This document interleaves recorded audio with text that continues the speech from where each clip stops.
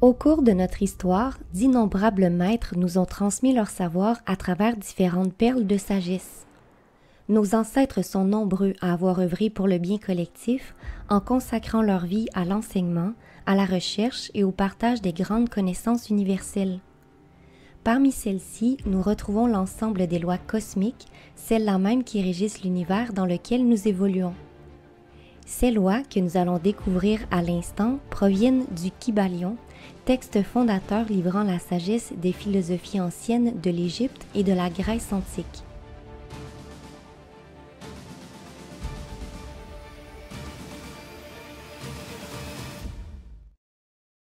Ces lois servent de fondement à notre réalité quotidienne. Bien qu'elles ne fassent pas partie du monde visible, elles sont à l'origine de chaque manifestation dans l'univers physique et gouvernent tout organisme vivant. Ne pas connaître ces lois nous amène à percevoir notre monde comme un grand terrain de jeu aléatoire où règne le désordre et la confusion. En prenant conscience des lois universelles, nous réalisons que notre univers n'a rien de chaotique. Il est plutôt ordonné, harmonieux, intelligent et équilibré. Chaque être humain qui parcourt son chemin d'évolution en toute conscience sait qu'un travail d'introspection et de compréhension doit être entrepris pour cesser de vivre dans l'ignorance. Pour nous libérer de nos chaînes et retrouver notre pleine souveraineté, nous devons nous affranchir de nos anciennes croyances limitantes qui nous maintiennent prisonniers de la matrice. Nous devons prendre la responsabilité de notre vie et arrêter de nous en remettre aux autres. Pour cela, il faut oser sortir des sentiers battus, stopper nos pensées destructrices et faire preuve de discernement, c'est-à-dire utiliser notre libre arbitre et nos intuitions à bon escient et retrouver la vérité qui sommeille en nous.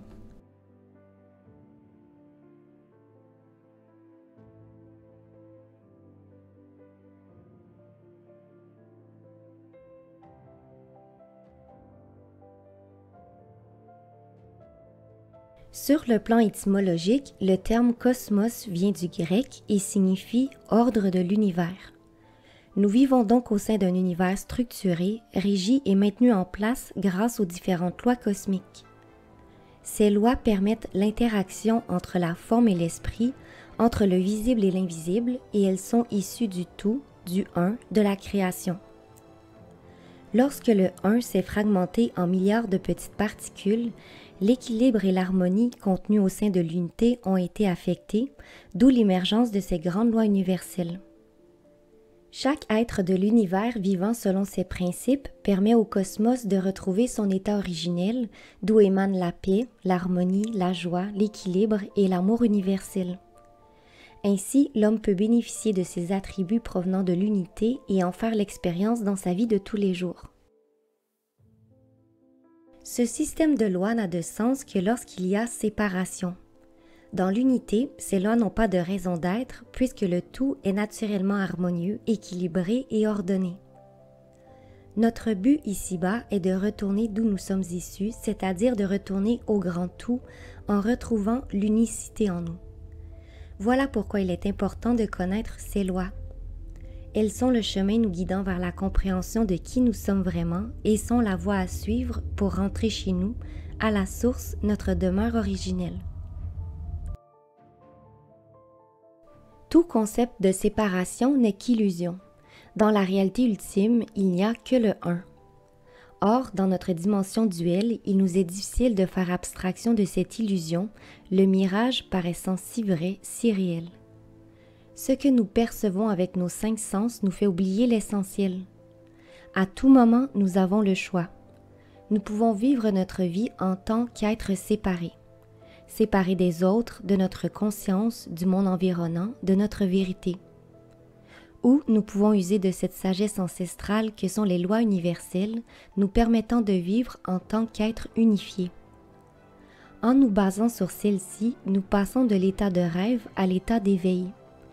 Et c'est ainsi que nous nous guérissons et guérissons par le fait même l'état actuel de folie collective. Voici donc les 7 lois universelles telles que décrites par Hermès Trismégiste dans le Kybalion.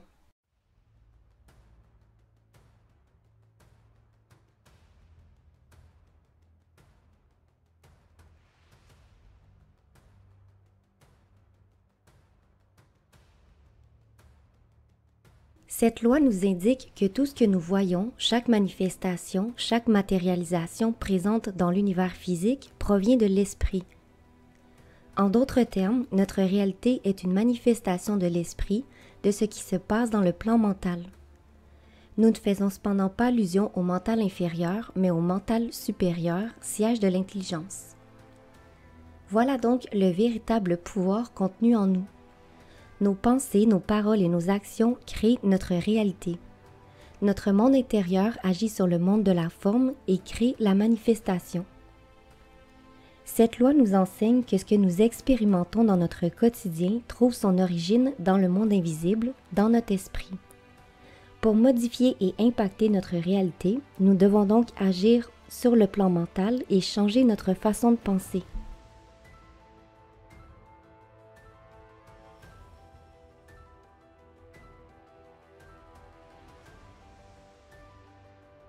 Cette loi, confirmée par la physique quantique, nous explique que dans la plus petite des particules réside le tout.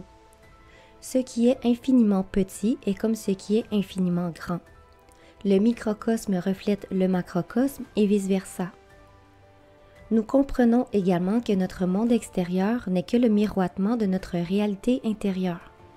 Ainsi, ce que nous changeons en nous, nous le changeons dans le monde, d'où la pertinence de la célèbre citation de Gandhi, « Sois le changement que tu veux voir dans le monde ». Cette loi nous indique également qu'il y a une correspondance, une unité entre le monde physique, mental et spirituel.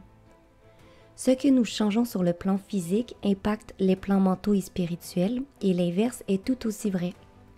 Il n'y a aucune séparation. Tout est imbriqué, interrelié et interconnecté. Ce que nous modifions en nous impacte l'univers entier.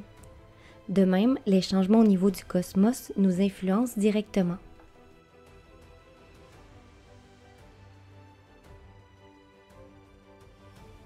Tout comme la loi de correspondance, la science moderne vient confirmer cet énoncé en démontrant que tout est en mouvement dans notre univers. Puisque tout est énergie et que l'énergie vibre constamment, rien n'est statique.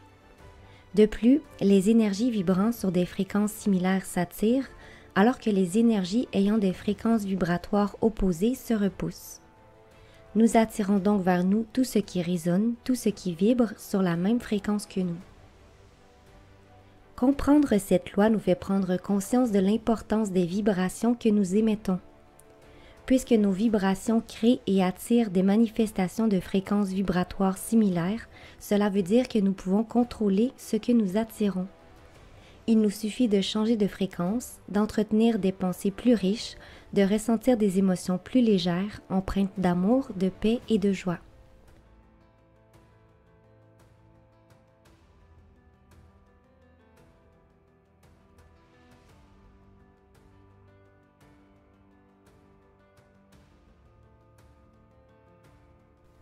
La loi de polarité stipule qu'en toute chose, il y a deux pôles, deux aspects qui semblent opposés et contraires, alors qu'en réalité, ils représentent seulement différents degrés d'un même élément.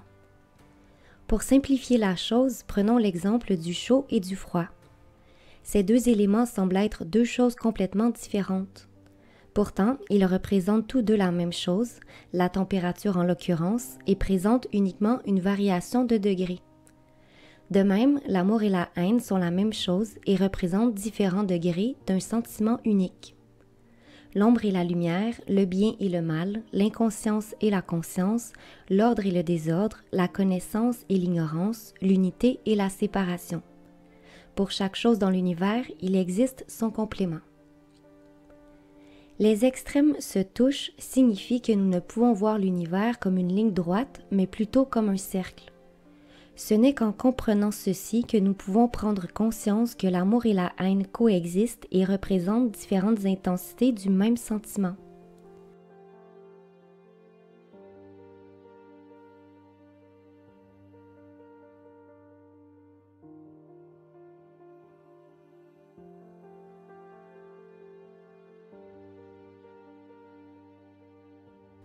Cette loi nous enseigne les rythmes de la vie. La cyclicité, le fait que chaque chose est en mouvement.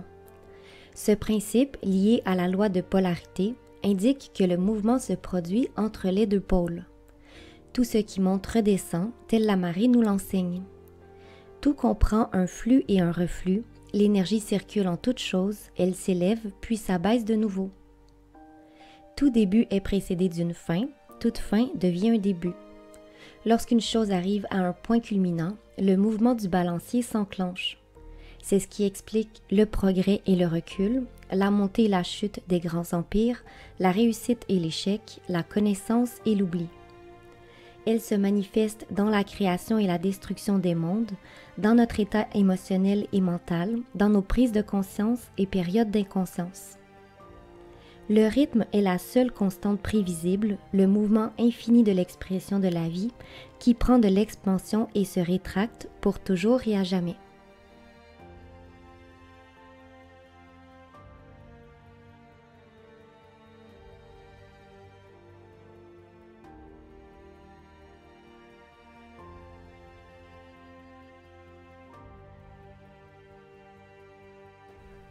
Cette sixième loi pourrait se résumer à « on récolte ce que l'on sème » et elle stipule que rien dans notre univers n'est le fruit du hasard. Tout effet, toute manifestation dans le monde physique est précédée d'une cause. Nous avons donc le pouvoir en nous de devenir la cause de notre expérience au lieu d'être uniquement l'effet. Au lieu de réagir, nous devenons des participants. Nous délaissons le rôle de victime et prenons la responsabilité de notre vie. En prenant conscience de cette loi, nous comprenons que nous devons travailler au niveau de la cause qui se situe dans notre monde intérieur. Ce n'est qu'ainsi que nous transformons notre réalité en changeant l'effet.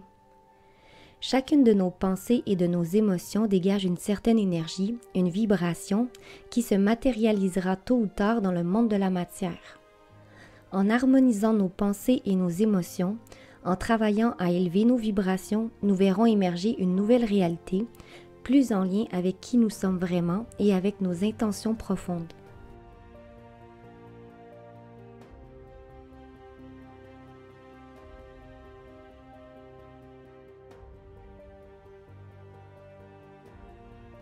Cette loi stipule que le genre existe en tout, sur tous les plans.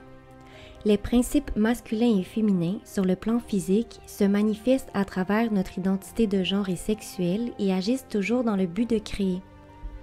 Tout être porte un genre dominant malgré le fait que les deux principes sont contenus en lui.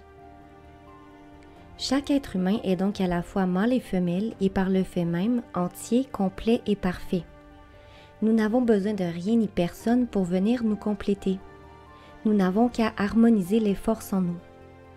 En fusionnant les deux polarités qui nous caractérisent, nous retrouvons notre état originel d'unité et nous mettons un terme à notre illusion de séparation et d'incomplétude.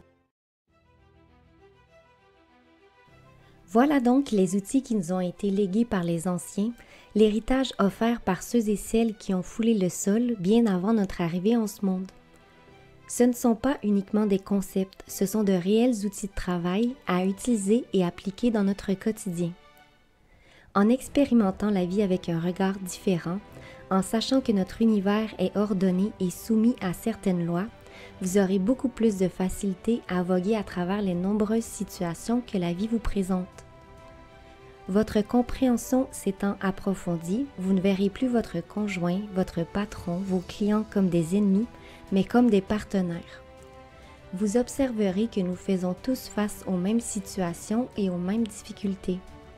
Nous cherchons tous à améliorer notre quotidien, nos relations, notre environnement, et chacun souhaite parcourir son chemin dans l'amour et l'acceptation de soi.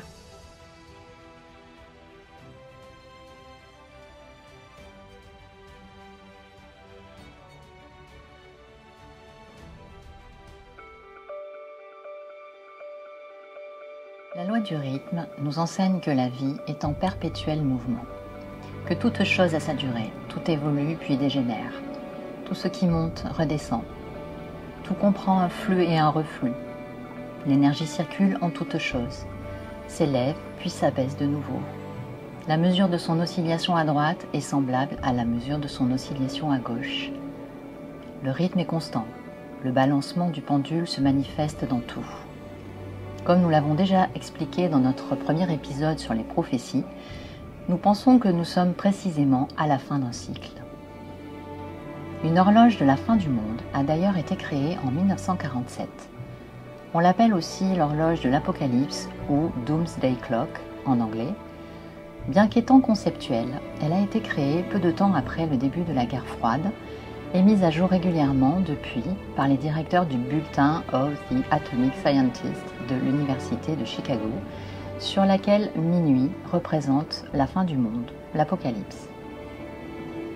L'horloge utilise l'analogie du décompte vers minuit pour dénoncer le danger qui pèse sur l'humanité du fait des menaces nucléaires, écologiques et technologiques. Le nombre de minutes restant avant minuit est mis à jour après une estimation collégiale.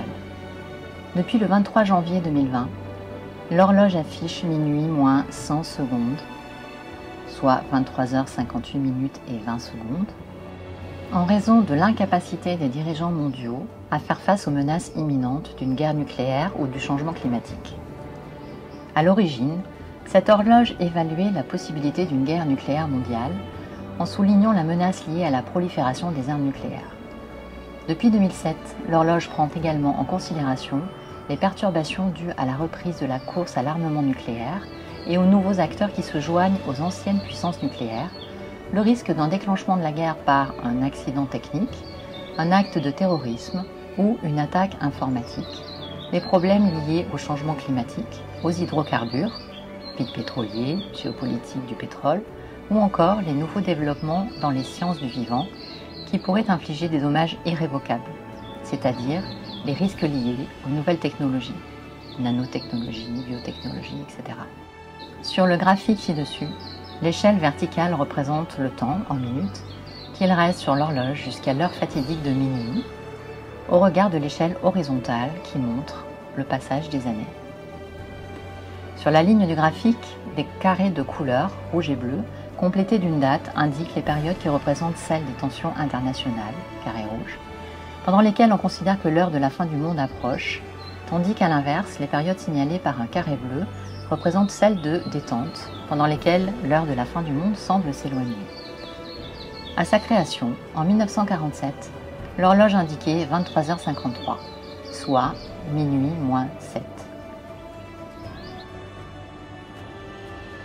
Tellement de choses ont été dites au sujet de cette fin de cycle que nous n'allons pas nous y attarder car comme vous, nous ne savons absolument pas comment cette fin de cycle va se concrétiser dans la matière. Ce que nous savons, c'est que la fin est imminente et les dernières actualités de ces derniers jours confirment l'idée que nous sommes bel et bien dans cette fameuse période d'apocalypse. La bonne nouvelle dans tout ce chaos, c'est que nous sommes aussi en train de recouvrer la mémoire. Toutes les vérités cachées nous seront révélées, qu'on le veuille ou non.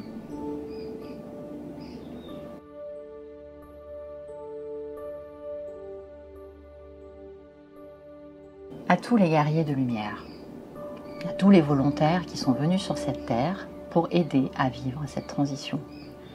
Vous êtes réquisitionnés pour intervenir expressément au front, pour émaner votre vibration dans toute la conscience de votre être divin et souverain.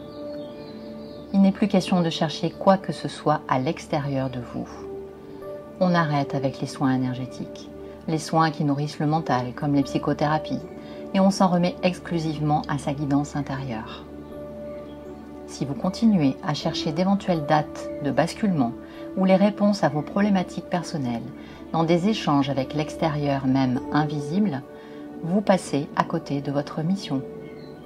Aucun médium ou canal, aucun peuple galactique ou d'intraterre ou maître ascensionné ne vous donnera la clé du paradis sur Terre. Chaque clé est personnelle et c'est par votre introspection, votre ressenti, votre reliance et votre propre guidance que vous accomplirez tous les miracles que vous avez promis d'accomplir en vous portant volontaire dans cette mission. Il ne sert plus à rien de canaliser quoi que ce soit des dimensions supérieures, car leur mission est à présent terminée. Elles ne vous diront rien de plus que vous ne sachiez déjà. Vous avez été préparés à devenir vos propres maîtres. Il n'y a qu'en vous que vous trouverez la solution. Appuyez-vous sur les lois universelles qui doivent être votre unique repère. Manifestez votre réalité à partir d'elle et ne cherchez plus à vous éparpiller autre part. Il n'y a qu'en vous que vous trouverez les ressources pour créer votre réalité, Vous avez encore des fausses croyances à libérer pour cela. La première loi résume à elle seule la principale clé. Soignez votre intérieur. Purifiez vos pensées. Faites comme si vous viviez déjà au paradis sur terre. Faites cela. Vous n'avez rien à faire d'autre. Arrêtez immédiatement de vous victimiser, car si vous faites partie de la solution, c'est bien parce que vous avez fait partie aussi du problème. La misère autour de vous, c'est vous qui l'avez créée. Les guerres, c'est vous aussi. Vos politiciens véreux et vos élites corrompues, encore vous. Alors nous vous suggérons à présent d'utiliser convenablement votre libre arbitre. Vous êtes désespéré par l'existence du 7e continent de plastique ? À vous donc de montrer l'exemple et de refuser tout emballage toxique pour terre-mer. Vous trouvez qu'il y a trop de cons autour de vous ? C'est qu'il y a trop de conneries en vous. Vous êtes désarmé car vos économies fondent comme neige au soleil ? Arrêtez de croire que vous en avez besoin pour continuer à vivre sur Terre et ayez la foi que Dieu Père Mère subviendra à vos besoins et envies comme il l'a toujours fait. Cette vibration du manque est le fléau de votre humanité. Tant que vous ne vibrez pas ce que vous souhaitez vivre comme si vous l'aviez déjà, la manifestation est impossible. Si vous continuez d'attendre une intervention extérieure, comme l'aide de la Fédération Galactique ou l'Alliance Terrestre qui libérerait tous les peuples, vous vous égarez. En effet, vous avez la mission de vous libérer par vous-même. Personne ne vous donnera le pouvoir, car il vous appartient de le reprendre. Que savez-vous de Nessara Gessara et du QFS ? Rien que vous n'ayez pu vérifier par vous-même. Ceci est un énième piège pour vous distraire et vous faire attendre encore et toujours un sauveur. Aucun peuple galactique ne viendra vous aider tant que l'humanité ne se sera pas libérée elle-même. Oui, l'énergie libre existe et des technologies extraordinaires que vous ne pouvez même pas soupçonner existent aussi. Mais vous devez d'abord vous en montrer digne si vous voulez un jour les obtenir. Les sauvages, des primates, ils ne pensent qu'à se battre. Allons, un peu d'indulgence. Leur histoire commence à peine. C'est vrai, à peine quelques milliers d'années. Oui, ils sont si jeunes. Accordons-leur une chance. Allons, faites silence. Voilà, nous sommes venus. Alors faites-nous part de vos souhaits. Au début, tout au début, l'homme n'était qu'esprit. C'est par ennui de l'intemporel qu'il s'est projeté dans les formes qui sont devenues humaines. Vous devez refermer le cycle, redevenir ce que vous étiez. Et que faire pour cela? Dites-le nous. Votre espèce n'est que superficiellement humaine. Seuls ceux qui ont vaincu leurs appétits, seuls ceux qui respectent les autres, tous les autres, même différents, seuls ceux-là sont humains. Développez votre conscience jusqu'à y inclure tout et tous. Si nous sommes si ignorants, pourquoi ne pas nous aider? Non. La façon dont vous organisez vos vies, vos sociétés vous appartient. Quel serait votre mérite si nous vous prenions en main? Mais ce n'est pas juste. Vous pouvez nous éviter tant d'erreurs, de temps perdu, et vous ne voulez pas le faire? Non, vos destins sont les vôtres. Les vérités n'ont de sens que durement découvertes et non pas inculquées. Vous devez parcourir votre chemin. De combien de temps disposons-nous? Le temps ne compte pas. C'est parce que nous avons beaucoup de temps que nous avons abandonné toute ambition, tout désir d'interférer. Mais alors, pourquoi nous avez-vous aidés? Le cosmos forme un tout cohérent, avec une intelligence comme une société de termites, comme un corps humain. Ceux que nous avons détruits menaçaient cet ordre. Nous n'avons fait qu'aider des forces qui étaient là, présentes. Et puis, tout n'est pas mauvais en vous.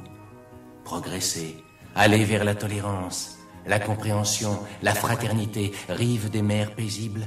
Et quand vous aurez atteint ces rives, nous serons là pour vous accueillir parmi nous. Allez maintenant. Reviendrez-vous un jour? Oui, dans quelques siècles pour voir vos progrès. Tu te souviens? Ce sont là presque les mêmes mots qu'un certain jour nous avons dit aux hommes du Cro-Magnon.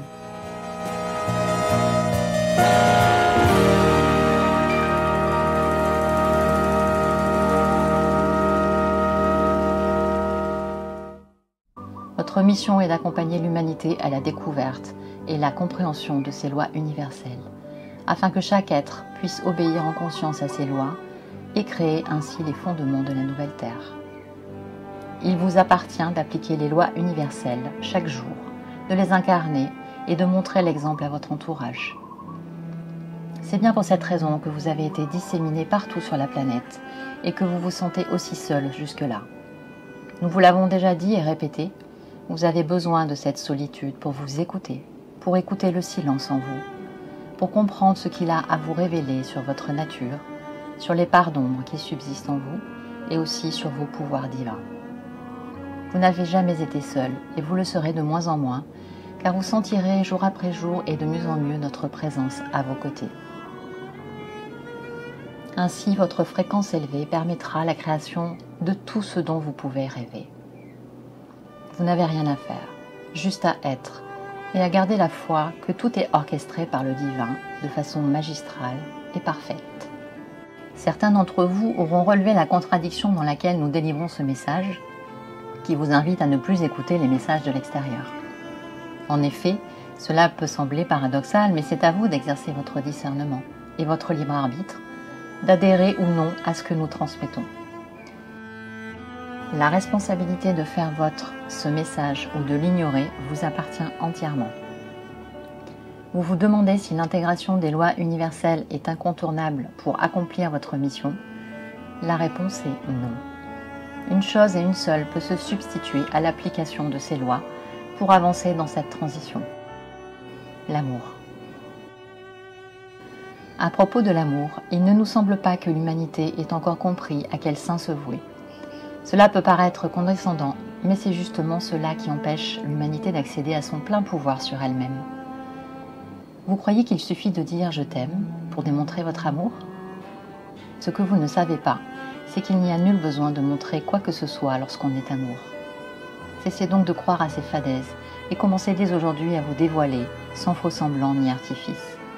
Parfois, il suffit juste de réaliser à quel point on est dans la comédie et qu'aucun amour n'est présent dans ce que l'on vibre.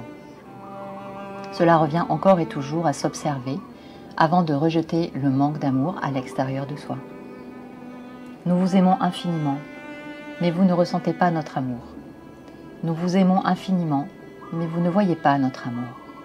C'est exactement ce qui se passe sur votre plan de matière. L'amour est partout, et vous continuez de croire qu'il ne s'exerce qu'en couple, en faisant des galipettes. Soyons un peu sérieux, s'il vous plaît. Vous savez pertinemment que ce n'est pas ça l'amour. Vous méritez de vivre le véritable amour. Et nous sommes là pour vous montrer la voie. Alors pour commencer, cessez de jouer la comédie. Et aimez-vous les uns les autres. J'ai fait une belle rencontre cet été, un homme qui était un petit peu dans la galère et qui vivait sous une tente avec sa petite chienne qui est juste géniale. Enfin, les deux sont géniaux, des cœurs énormes.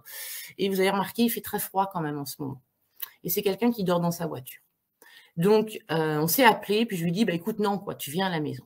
Donc, il arrive dimanche, j'ai une maison à étage, je vais chauffer parce qu'il est là, parce que sinon, moi, je suis au rez-de-chaussée. Tant qu'à faire à chauffer, tant qu'à faire à ce que tout fonctionne, il y a encore 2 chambres de libre. Alors, de cœur, gratuitement, sans rien vous demander, si vous êtes dans votre voiture, si vous êtes en galère, je peux vous accueillir au moins pendant 11 jours, on verra après, parce qu'il y a les fêtes de Noël et tout, mais au moins 11 jours gratuitement. N'hésitez pas, je suis dans le 49. Voilà mon numéro de téléphone, c'est le 06 52 47 86 72. Vous avez des amis qui sont dans la mouise, dans ma région, donnez-leur mon numéro de téléphone, je les accueille, je les nourris, je vais les bichonner. On va faire des bons repas, on va parler, on va se donner plein de belles énergies. Hein. Et peut-être que vous pouvez faire la même chose si vous avez une place pour accueillir quelqu'un chez vous.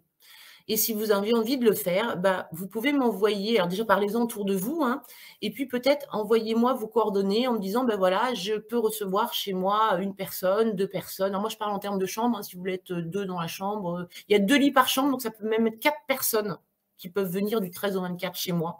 Vous êtes les bienvenus encore une fois, c'est vraiment un geste de cœur. Et voilà, pour ceux qui veulent faire la même chose, envoyez-moi un mail, envoyez-moi un SMS, vous avez mes coordonnées. C'est bien, je suis vraiment protégée par l'invisible parce que je reçois jamais de messages bizarres, jamais de coups de téléphone louches. Pourtant, mes coordonnées, vraiment, elles sont très, très disponibles. appelez-moi, je relayerai. Je dirais, ben voilà, il y a Marie qui est dans le 22 et qui peut héberger de telle date à telle date des personnes. Voilà. 2023 sera une année de tournée sur la solidarité ou sera pas. Donc, habituons-nous. Moi, ça me fait sortir de ma zone de confort. Hein. J'aime la solitude, j'aime être tranquille chez moi, j'ai un peu peur de manquer, donc là, ouvrir ma maison, laisser tout le monde circuler librement, m'occuper de la bouffe, m'occuper du chauffage, m'occuper de tout. Mon égo fait « Oh, tu te rends pas compte et tout, on n'aura plus rien après !» Tais-toi, Médor. Et quand je pense à ça, vraiment, ça me remplit le cœur le cœur d'amour, de pouvoir aider, de pouvoir tendre la main. Donc voilà, si vous pouvez le faire aussi, faites-le. En parallèle de ce petit traité sur l'amour, nous voudrions vous dire à quel point nous sommes reconnaissants du travail que vous avez accompli ici-bas. Il nous apparaît qu'une certaine partie de votre société n'a pas encore ouvert sa conscience. Cela n'est pas de votre responsabilité. Une nouvelle porte s'ouvre dans votre parcours et vous devez rester concentré à votre alignement, votre ressenti et tout ce qui émane de votre cœur. Il est fini le temps d'être ou de faire les choses à contre-cœur. Tout ce qui émane de vous doit être filtré par votre cœur, sans quoi l'appel des sirènes vous déviera de votre chemin. Nous sommes reconnaissants du chemin que vous avez déjà parcouru. La ligne d'arrivée est proche, mais ne ménagez pas vos efforts aussi près du but. Quel but ? Celui d'une nouvelle civilisation à bâtir. Vous le savez au fond de vous, vous avez juste à l'entendre de l'extérieur pour valider cette vérité en vous. Vous êtes les bâtisseurs de la prochaine civilisation sur Terre. Vous n'êtes pas seuls et nous veillons sur vous. Préparez-vous à rentrer à la maison.